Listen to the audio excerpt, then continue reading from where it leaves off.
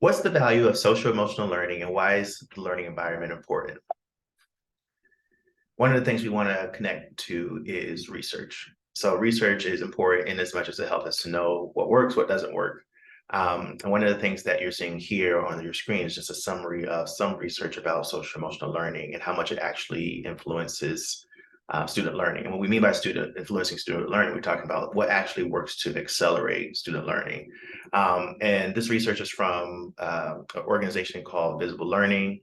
And what they decided to do was just to ask the question, of all the things that could possibly support students in learning, what works? What helps to actually accelerate learning? And so when we think about student, interpersonal skills, their, internal qualities, their home life factors, things that we do in schools, what's actually helpful.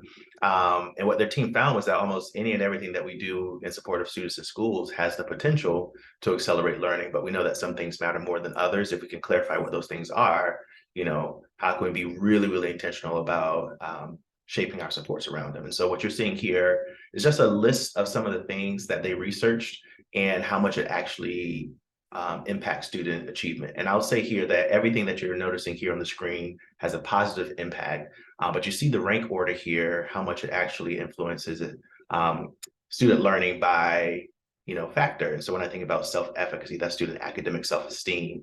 I see here that it has a 0.71 effect size. And what a 0.71 effect size really means is that it has the potential to considerably accelerate student achievement. And so when I think about goal setting, when I think about making sure students feel as though they can actually learn anything, that really matters for them. And we could do something to support them with that. Similarly, I'm noticing here teacher-student relationships, 0.52. I look back over here at this key, it has the potential to accelerate student achievement. So this is why relationships matter.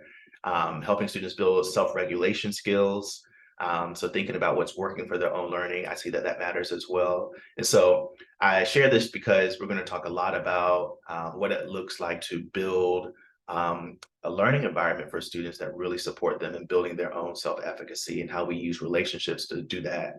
And how do we actually build connections across students that we're working with, especially if we're working with them in small groups.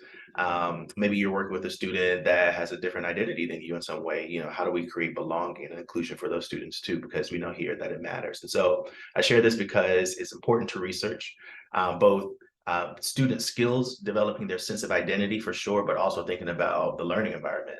How are those relationships that we establish with students helping them? How are the opportunities that we create for them to connect, that sense of belonging, build that sense of belonging? How's that supporting their relationships as well as supporting their learning?